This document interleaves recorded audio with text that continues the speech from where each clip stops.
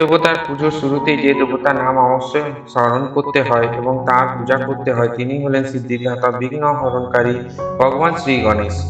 বন্ধুরা, সনাতন ধর্মে সমৃদ্ধি এবং সৌভাগ্যের দেবতা বলে গণ্য করা হয় ভগবান শ্রী গণেশ। এমন কোনো হিন্দু বাড়ি নেই যে বাড়িতে গণেশজির মূর্তি বা ছবি থাকে না, কারণ তিনি হলেন সিদ্ধিদাতা বিঘ্নহর্তা গণেশ।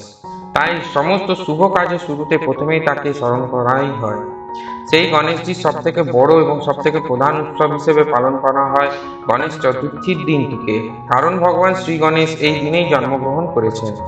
ভাদ্র আশ্বিন মাস চতুর্থী তিথির শুক্লপক্ষে পালিত হয় এই গণেশ চতুর্থী উৎসব, যা থাকে 11 দিন ধরে। গণেশ চতুর্থীর 11তম দিনে অন্তত চতুর্দশীর দিন গণেশজির মূর্তি নিরঞ্জন করা হয়। বন্ধুরা, বলা হয় এই গণেশ চতুর্থীর সময়কালে যদি বাড়িতে শ্রী গণেশের আরাধনা করা হয় তাহলে সেই বাড়িতে কখনো সুখ ও সমৃদ্ধির অভাব হয় না, কারণ সিদ্ধিদাতা বিঘ্ন নাশকারী সৌভাগ্যের দেবতা গণেশজির আশীর্বাদ সর্বদা সেই পরিবারে বিরাজ করে। তাই বন্ধুরা, এই গণেশ চতুর্থীর শুভ মুহূর্তে ভগবান গণেশজির এইভাবে পূজা পারলে অবশ্যই করুন।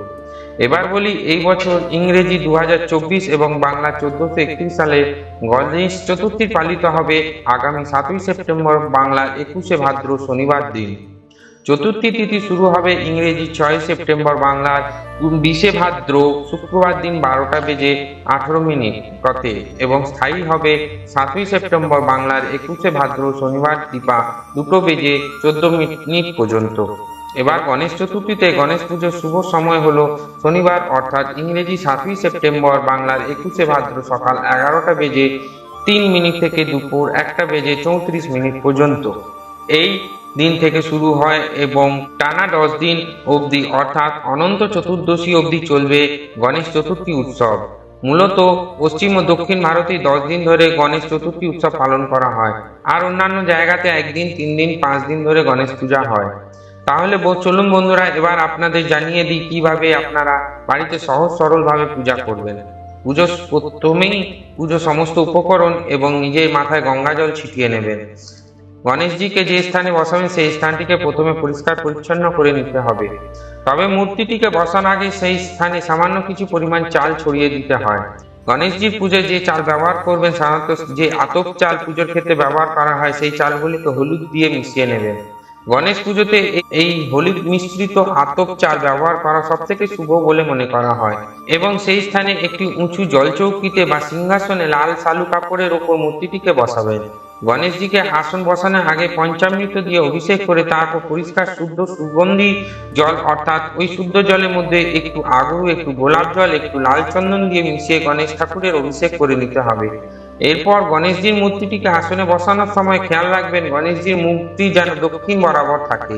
গণেশজির পুজোর শুরুতেই গণেশজির মূর্তির ডান ও বাম পাশে ঋদ্ধি ও সিদ্ধির প্রতীক হিসেবে একটি করে পান পাতার ওপরে কিছু ফুল দিয়ে একটি করে সুপারি অবশ্যই রেখে দেবেন।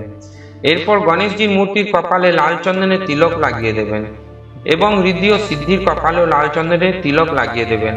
আর গণেশ ঠাকুরকে একটি নতুন হলুদ রঙের পৈতে নিবেদন করবেন। গণেশ মূর্তিটি স্থাপন করার সময় বিষয়টি অবশ্যই খেয়াল রাখবেন যে গণেশ চতুর্থীর শুভ সময় বাড়ির উত্তর পূর্ব অথবা উত্তর পূর্ব অংশে ভগবান গণেশের মূর্তি যেন থাকে। তারপর পূজার সমস্ত সামগ্রী আয়োজন করে নিয়ে আসন পেতে বসবেন। এরপর ষোড়শ অথবা পঞ্চ প্রচারের মাধ্যমেই গণেশজির পূজা করুন, অর্থাৎ 16টি সামগ্রী অথবা 5টি সামগ্রীর মাধ্যমেও আপনি গণেশের পূজা সম্পন্ন করতে পারেন। যদি ঘট পেতে পুজো করতে চান তাহলে সবার প্রথমে যে চৌকির ওপর গণেশজির মূর্তি স্থাপন করেছেন সেই চৌকির পূর্ব দিকে ঘট রাখুন এবং সেই ঘটের ওপর আম শাখা, পান পাতা, একটি ডাব অথবা একটি কলা রাখুন এবং সেই ডাব এবং ঘটে সিন্দুক তেল মিশিয়ে স্বস্তিকার চিহ্ন এঁকে দেবেন। ঘটের ওপর একটি লাল চেলি বা লাল গামছা রেখে তার উপর একটি লাল ফুল, কয়েকটি দূর্বা এবং সামান্য ধান বা আতপ চাল রেখে দিন। এরপর গণেশ ঠাকুরের ডান হাতে একটি চাঁদমালা অর্পণ করবেন। তারপর দক্ষিণ পূর্ব দিকে একটি প্রদীপ ও ধূপকাঠি জ্বালান। এরপর ওম পুণ্ডরীকাক্ষায় নমঃ, ওম শ্রী গণেশায় নমঃ, ওম শ্রী গণেশায় নমঃ, ওম শ্রী গণেশায় নমঃ সেই মন্ত্র জপ করতে করতে গণেশজিকে প্রণাম করুন। এরপর লাল চন্দন সহযোগে হাতে দূর্বা, ফুল ও অক্ষত নিয়ে গণেশজির ধ্যান করুন। মনে মনে বলুন ওম গণপতায় নমঃ, ওম শ্রী গণেশায় নমঃ এই মন্ত্র জপ করতে করতে গণেশজির ধ্যান করুন। প্রসঙ্গত গণেশ ঠাকুরের প্রিয় লাল ফুল এবং হলুদ ফুল, তার মধ্যে লাল জবা সর্বাধিক প্রিয়। এরপর গণেশজিকে আহ্বান করুন ও আসন প্রদান করুন। পূজার সময় এই মন্ত্রটি 108 বার জপ করতে হবে। দুর্বা ছাড়া গণেশ পূজা অসম্পূর্ণ। তাই গণেশ চতুর্থীর দিন গণেশজিকে দুর্বার মালা নিবেদন করা অত্যন্ত শুভ বলে মনে করা হয়। দুর্বার গোছা বানিয়ে লাল সুতো দিয়ে মালা বানাতে পারেন। সব থেকে ভালো হয় যদি 21টি করে দুর্বা নিয়ে 21টি গোছা বানিয়ে তারপর সেটা দিয়ে মালা তৈরি করে গণেশ ঠাকুরকে নিবেদন করা যায়। যদি 21টি করে দুর্বা নিয়ে মালা বানানো সম্ভব না হয় তাহলে 7টি করে দুর্বা নিয়ে 3টি দুর্বার গোছা বানিয়ে নিতে পারেন। এরপর গণেশ ঠাকুরের 2 কাঁধে এবং মস্তকে নিবেদন করতে পারেন। গণেশ ঠাকুরকে দুর্বা নিবেদন করার মন্ত্র হলো ইদং দুর্বাং দলং নমঃ ওং গং গণেশায় নমঃ। দুর্বার মতোই আতপ চালও গণেশ ঠাকুর অত্যন্ত প্রিয়। তাই গণেশ ঠাকুরকে পুজোর সময় হলুদ মিশ্রিত আতপ চাল অবশ্যই নিবেদন করবেন। যেভাবে গণেশ ঠাকুরকে পূজা করবেন সেই একইভাবে ঋদ্ধি ও সিদ্ধিকেও পূজা করে নেবেন। সম্ভব হলে গণেশ ঠাকুরকে গণেশ চতুর্থীর দিন একটি পদ্ম ফুল নিবেদন করতে পারেন। বন্ধুরা, শমী পাতা শিব ঠাকুরের অত্যন্ত পছন্দ বলে আমরা জানি, কিন্তু এই শমী পাতা গণেশ ঠাকুরের নিবেদন করলে তিনি অত্যন্ত তুষ্ট হন। কারণ শমী গাছে উমা মহেশ্বরের বাস বলে মনে করা হয়। তাই যেহেতু শমী গাছে উমা মহেশ্বরের বাস, তাই শমী পাতা গণেশ ঠাকুরের চরণে নিবেদন করা যায় না। গণেশ ঠাকুরের মাথায়, বুকে, হাতে অথবা ঘটে শমী পাতা নিবেদন করতে হয়। শমী পাতার বদলে অশোক পাতাও গণেশ ঠাকুরকে নিবেদন করা যায়। মনে রাখবেন, গণেশজির পূজায় দুর্বা, লাল যে কোনো প্রকার ফুল, বিশেষ করে জবা ফুল এবং ভোগ হিসেবে লাড্ডু এবং মোদক থাকা অত্যন্ত আবশ্যক। গণেশ চতুর্থীর দিন গণেশজিকে 21টি লাড্ডু বা 21টি মোদক নিবেদন করা অত্যন্ত শুভ বলে মনে করা হয়। এছাড়া অনেকে লুচি, সুজি এবং খিচুড়ি ভোগও নিবেদন করেন। এছাড়া ফলের নৈবেদ্যও রাখতে পারেন, তবে ফলের মধ্যে নারকেল এবং কলা অবশ্যই রাখবেন, কারণ এই দুটি গণেশ ঠাকুরের প্রিয়।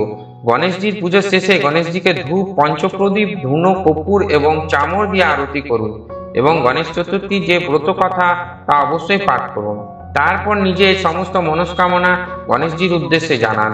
বন্ধুরা, যদি গণেশজির পূর্ণ আশীর্বাদ পেতে চান এবং গৃহে যদি সৌভাগ্যকে সর্বদা ধরে রাখতে চান, তাহলে গণেশ মূর্তিটিকে কিন্তু গণেশ চতুর্থীর পরের দিন তুলে ফেলবেন না। মূলত গণেশ চতুর্থীর পর 10 দিন পর্যন্ত একটি রাখতে হয় এবং এই 10 দিন ধরে প্রত্যেক দিন যদি আপনি গণেশজির পুজো করতে পারেন তাহলে সব থেকে ভালো হয়। এরপর যদি গণেশজির মূর্তি বা প্রতিমা নিরঞ্জন করার প্রয়োজন পড়ে তাহলে অনন্ত চতুর্দশীর দিন গণেশজির মূর্তি বা প্রতিমাটি তোলা প্রয়োজন। এরপরও যদি গণেশ চতুর্থী সংক্রান্ত কোনো প্রশ্ন বা মতামত থাকে তাহলে নিচে কমেন্ট বক্সে অবশ্যই জানাবেন। আজকে আমাদের পর্বটি এখানেই শেষ। পরের ভিডিওতে আবার দেখা হবে। ধন্যবাদ।